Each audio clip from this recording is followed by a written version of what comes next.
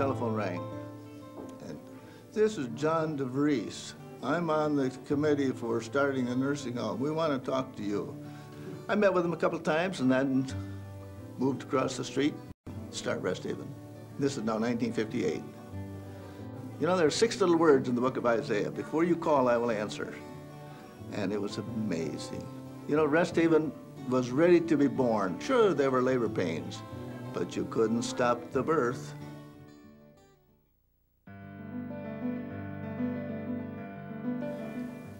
There was 10 acres of ground. This was all farm country out there in Central Avenue. It was just all corn farm, rhubarb farms. And there were 2 old houses on it, farmhouses, being rented out, and a pretty good-sized chicken coop. So when I said, okay, I'll go, where are we going to put an office? Well, I think maybe we can make one out there. We moved in there and cleaned it up and made the cutest little corner office in that chicken coop.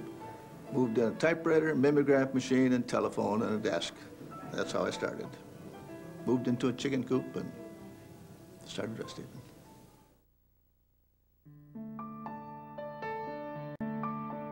Now this is following right after the war. Of course, everything just started to blossom and take off. And of course, penicillin, you know, was discovered during the war. Prior to that, if you got pneumonia, life was short. But after that, life was being extended. So the deacons at the Second Englewood Christian Reformed Church had some problems with taking care of their elderly. So they wrote a letter to our Holland Home Board to talk about starting a nursing home. The Holland Home Board says, no, we're not equipped for that, nor are we going to go in that direction. We're a retirement home. So they said, well, then we need a new organization, and that's sort of where it was a new idea to start nursing homes.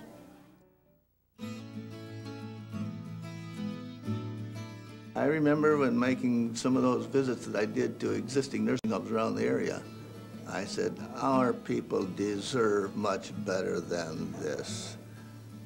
They had patients in nothing more than closets and beds stacked all over the place. I mean, it was just, sure, they were providing a care, a need, they were answering a need, but of course, those were all for-profit homes. And I said, they deserve better than this. We've got to do something much better than that.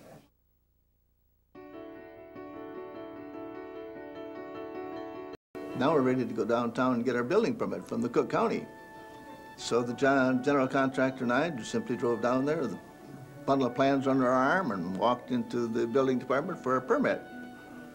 And so he laid us out on the table in front of the pulpit, and he just kept on talking about his family and all those kids that he had to take care of. And he was giving me all this stuff, and so I told him all about my family and my kids, and we're just having all this conversation. Pretty soon he says, well, you know, Dan Ryan will have to approve this. And I hadn't the slightest idea who Dan Ryan was. So I picked up the bundle of plans and went out to Dan Ryan's office. Walked in, the secretary says, I came from such and such an office, I want to see Dan Ryan. So you have an appointment? I said, no, I don't. She says, but I want to see Dan Ryan. She dials him up. He says, send him in. So I walk in, Dan Ryan, tell him what I want, where I came from, and so forth, and he chats for a moment and says, oh, you want to build a nursing home? You going to take veterans? We sure will. He grabs the phone and calls downstairs, and he says, why don't you give this guy a permit?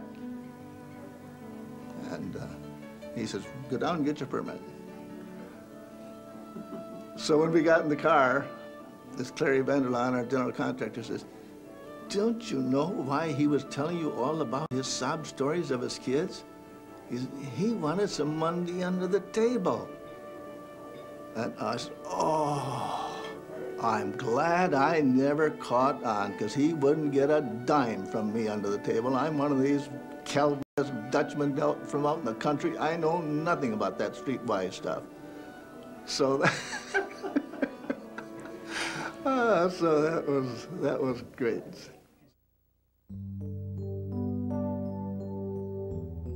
All they had was scratch plans for building. So in 6 months' time, we drew up the plans for the first 50 beds, walked them through all the Springfield offices, health department, fire department, building departments, and ran a campaign to raise money, and broke ground in January, 6 months. So the Chicago people were fantastic. All we did, first brochure that I printed out on my old mimeograph machine and cranked it off on the stencil, mailed it out, as many mailed I could, passed it out to churches, and the response was just great. In 6 months' time, 3 months' time, raised $165,000. That was a lot of money. Chicago people were great.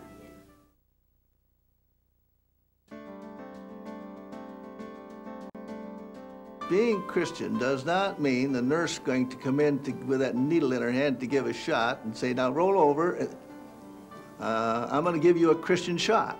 Because that shot is going to hurt. It's going to be a pinprick. That is not what's being Christian. Being Christian is what's being provided by you and me as his image bearers, the love of Christ being shown in me and what I say and do, how I do it.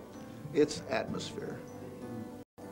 It's not the mechanics. It's the indwelling. It's motivation. It's dedication. Because I used to always resist all of these appeals for money, because I always considered that I know where I got it from, Spurgeon. He says, you can, with a lot of persuasion, you can finally make a person respond and give you some money. But he says, that gift is most blessed that is given voluntarily. It blesses the giver and it blesses the one that receives.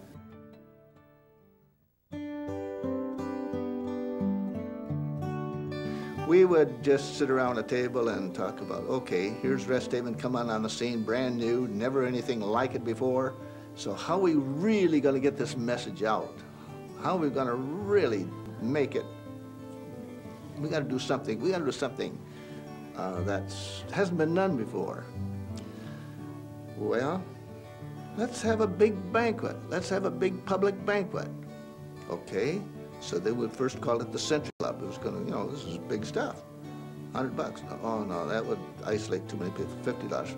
Finally, we came down to, no, let's just have a great big banquet and $10 to pay for the meal, and anything of that is voluntary. So we quickly called the Women's Auxiliary together, because we had organized a small Women's Auxiliary already, and tried to present them the idea. We made our presentation and told them just what we were trying to do. We wanted a big banquet, 1,000 people. One lady got up, she says, how crazy can you be? She says, where did you get such an idea? That is the worst thing I've ever heard of. Finally, Marge Buikema, the George Buikema Funeral Home said, I think it's a good idea, and I think you should do it.